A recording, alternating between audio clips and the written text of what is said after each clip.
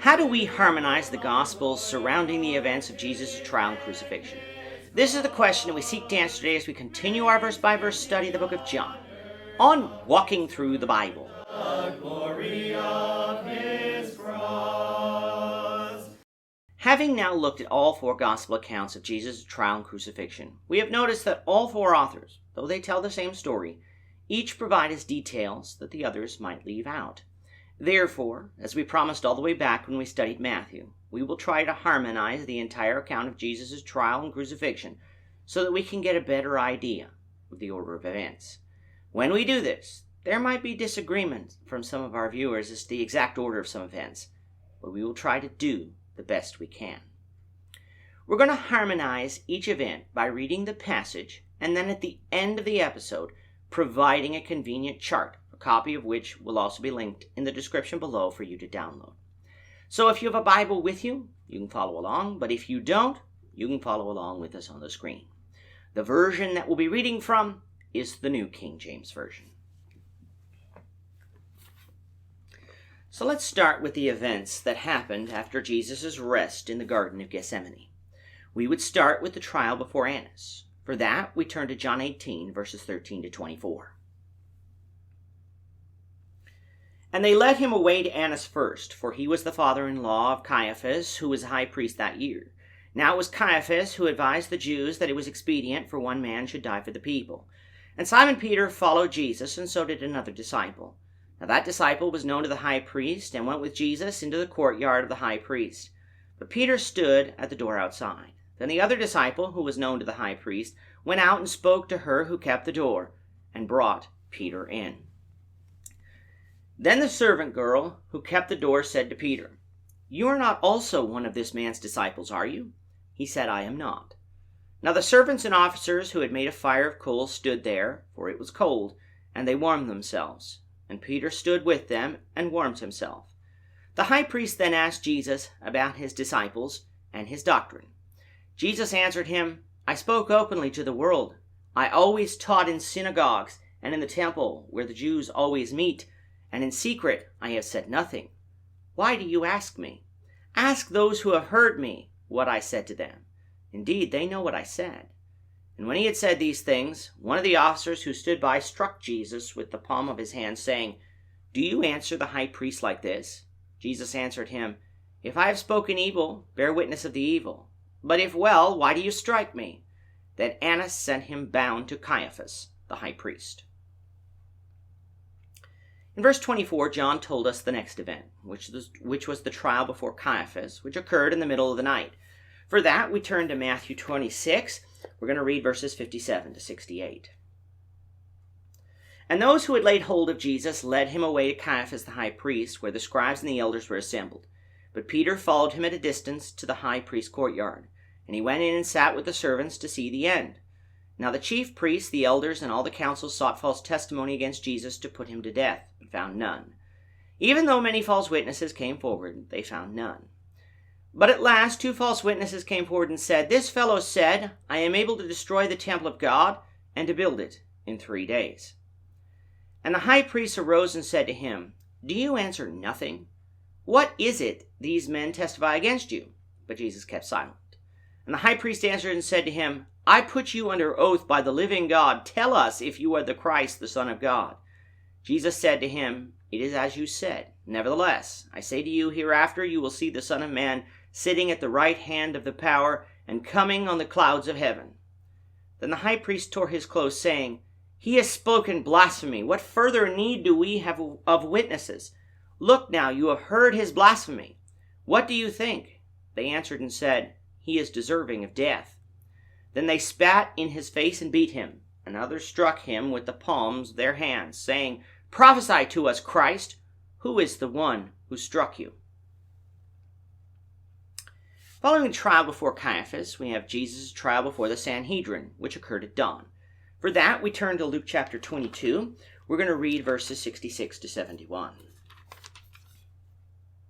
As soon as it was day, the elders of the people, both chief priests and scribes, came together and led him into the council, saying, "If you are the Christ, tell us." But he said to them, "If I tell you, you will by no means believe. And if I ask you, you will by no means answer me or let me go. Hereafter the Son of Man will sit on the right hand of the power of God." Then they all said, "Are you then the Son of God?" So he said to them, "You rightly say that I am." And they said, "What further testimony do we need? For we have heard it ourselves from his own mouth." Once the Jewish council had condemned Jesus, they led him away to Pontius Pilate to be tried by the Romans. Even though all of the Gospels record this trial, Luke gives us the details that others leave out. So we're going to use Luke's account for the next section. Let's read Luke 23, verses 1 to 7. Then the whole multitude of them arose and led him to Pilate. And they began to accuse him, saying, "We found this fellow perverting the nation and forbidding to pay taxes to Caesar, saying that he himself is Christ, a king." Then Pilate asked him, saying, "Are you the king of the Jews?" He answered and said, "It is as you say." So Pilate said to the chief priests and the crowd, "I find no fault in this man." But they were the more fierce, saying, "He stirs up the people, teaching throughout all Judea, beginning from Galilee to this place." When Pilate heard of Galilee, he asked if the man were a Galilean. And as soon as he knew that he belonged to Herod's jurisdiction, he sent him to Herod, who was also in Jerusalem at that time. It is from Luke's account that we find out that there was actually an additional trial, one before Herod. For that, let's continue reading in Luke 23, picking up at verse 8. Now when Herod saw Jesus, he was exceedingly glad, for he had desired for a long time to see him, because he had heard many things about him, and he hoped to see some miracle done by him. Then he questioned him with many words, but he answered him nothing. And the chief priests and the scribes stood vehemently and accused him. Then Herod, with his men of war, treated him with contempt, and mocked him, arrayed him in a gorgeous robe, and sent him back to Pilate. That very day Pilate and Herod became friends with each other, for previously they had been at enmity with each other. After Herod examined Jesus, he sent him back to Pilate. It is at this final trial where Jesus will be convicted to be crucified. For that, we'll read two accounts, Luke 23, 13 to 25, and John 19, 1 to 16. Let's start with the account in Luke 23.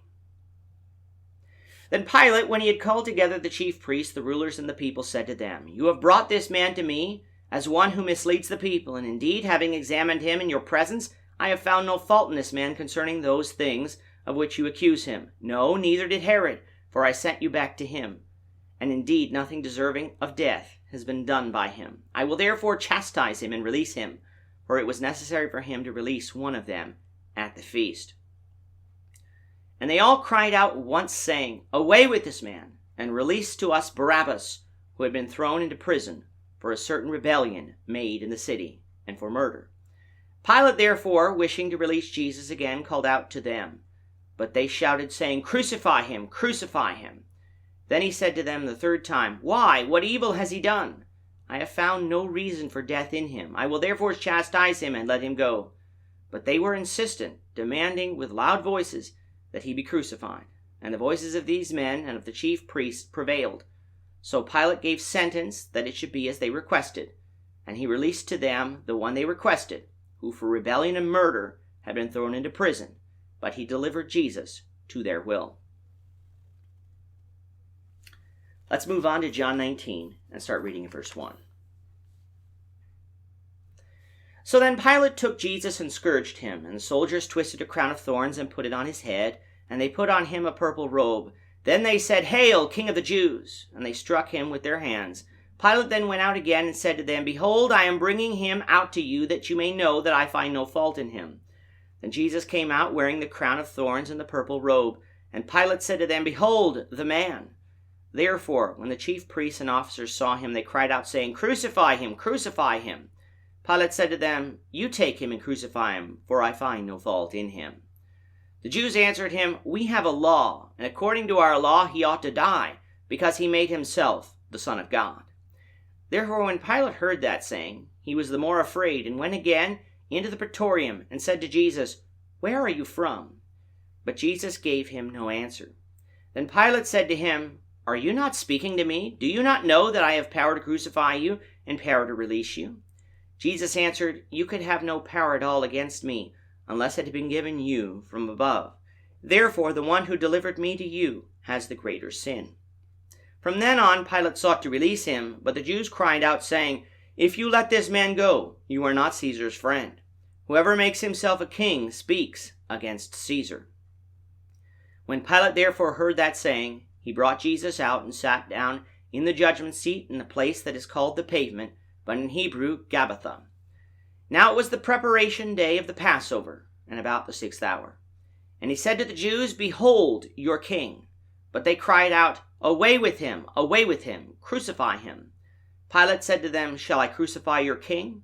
The chief priests answered, "We have no king but Caesar." Then he delivered him to them to be crucified.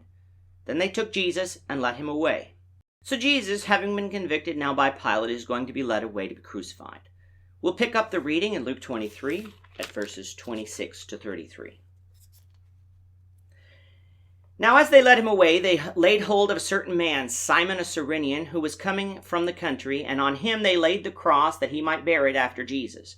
And a great multitude of people followed him, and women who also mourned and lamented him.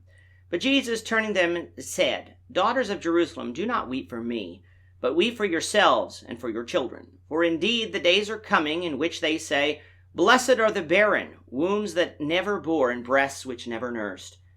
Then they will begin to say to the mountains, 'Fall on us,' and to the hills, 'Cover us.'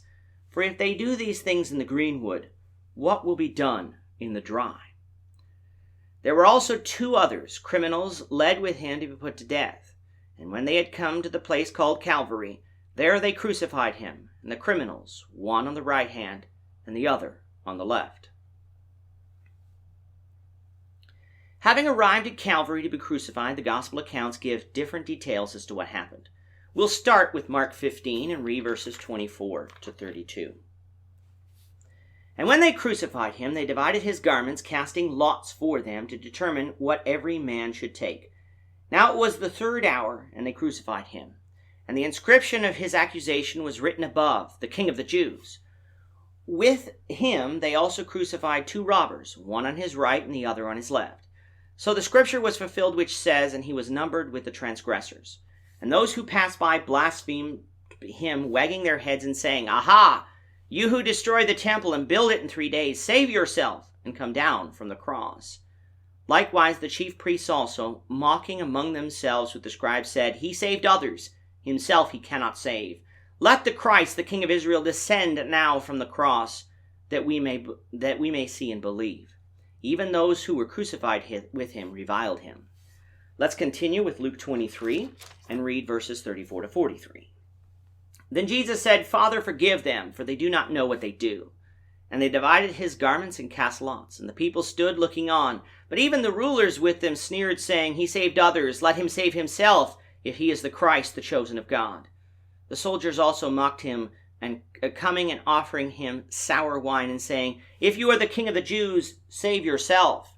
And an inscription also was written over him in the letters of Greek, Latin, and Hebrew, "This is the King of the Jews."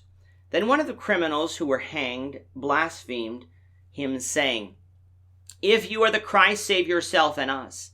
But the other answering rebuked him, saying, "Do you not even fear God, seeing you are under the same condemnation?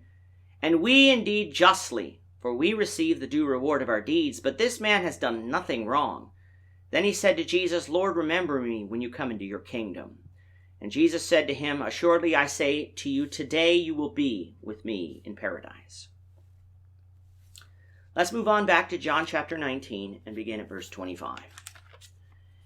Now there stood by the cross of Jesus his mother and his mother's sister Mary, the wife of Clopas, and Mary Magdalene. When Jesus therefore saw his mother and the disciple whom he loved standing by, he said to his mother, "Woman, behold your son." Then he said to the disciple, "Behold your mother." And from that hour that disciple took her into his own home. We're now coming to the last 3 hours of Jesus' life, with Jesus having now spent about 3 hours already on the cross. Let's go to Mark 15 and read verses 33 to 36. Now when the 6th hour had come, there was darkness over the whole land until the 9th hour.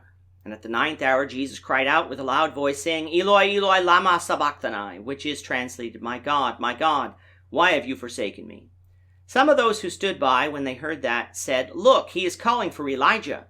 Then someone ran and filled a sponge of sour wine and put it on a reed and offered to him to drink, saying, Let him alone. Let us see if Elijah will come down to take him down. Continuing on with John 19, verses 28 to 30. After this, Jesus, knowing that all things were now accomplished, that the scripture might be fulfilled, said, I thirst. Now a vessel full of sour wine was sitting there, and they filled a sponge with sour wine, put it on hyssop, and put it to his mouth. So when Jesus had received the sour wine, he said, It is finished. And now finishing, let's get Luke 23:46. And when Jesus had cried out with a loud voice, he said, Father, into your hands I commend my spirit. Having said this, he breathed his last.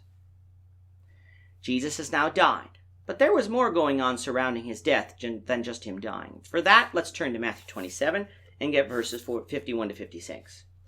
Then behold, the veil of the temple was torn in two from top to bottom, and the earth quaked, and the rocks were split, and the graves were opened, and many bodies of the saints who had fallen asleep were raised, and coming out of the graves after his resurrection, they went into the holy city and appeared to many.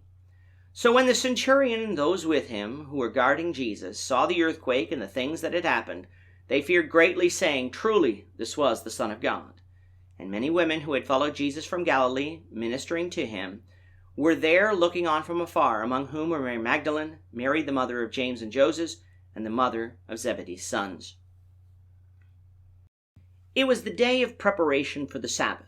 The Passover meal was being prepared and about to be eaten, and this Sabbath would be the first day of the feast of unleavened bread, making it a high day. Therefore, Jesus' body needed to be taken down from the cross and buried. Let's pick up with John 19, verses 31 to 42. Therefore, because it was the preparation day that the body should not remain on the cross on the Sabbath, for that Sabbath was a high day, the Jews asked Pilate that their legs might be broken, and that they might be taken away. Then the soldiers came and broke the legs of the first and of the other who were crucified with him. But when they came to Jesus and saw that he was already dead, they did not break his legs. But one of the soldiers pierced his side with a spear, and immediately blood and water came out. And he who has seen has testified, and his testimony is true, and he knows that he is telling the truth, so that you may believe. For these things were done that the scripture should be fulfilled, not one of his bones shall be broken. And again another scripture says, They shall look on him whom they pierced. After this, Joseph of Arimathea, being a disciple of Jesus, but secretly, for fear of the Jews, asked Pilate that he might take away the body of Jesus, and Pilate gave him permission. So he came and took the body of Jesus, and Nicodemus, who at first came to Jesus by night, also came, bringing a mixture of myrrh and aloes, about 100 pounds. Then they took the body of Jesus and bound it in strips of linen with the spices, as the custom of the Jews is to bury. Now in the place where he was crucified there was a garden, and in the garden a new tomb in which no one had yet been laid. So there they laid Jesus, because of the Jews' preparation day, for the tomb was nearby. And finally, the next day, the Pharisees came to Pilate with a request. For that, let's read Matthew 27, verses 62 to 66. On the next day, which followed the day of preparation, the chief priests and Pharisees gathered together to Pilate, saying, Sir, we remember, while he was still alive, how that deceiver said, After 3 days I will rise. Therefore command that the tomb be made secure until the 3rd day, lest his disciples come by night and steal him away, and say to the people, He has risen from the dead. So the last deception will be worse than the first.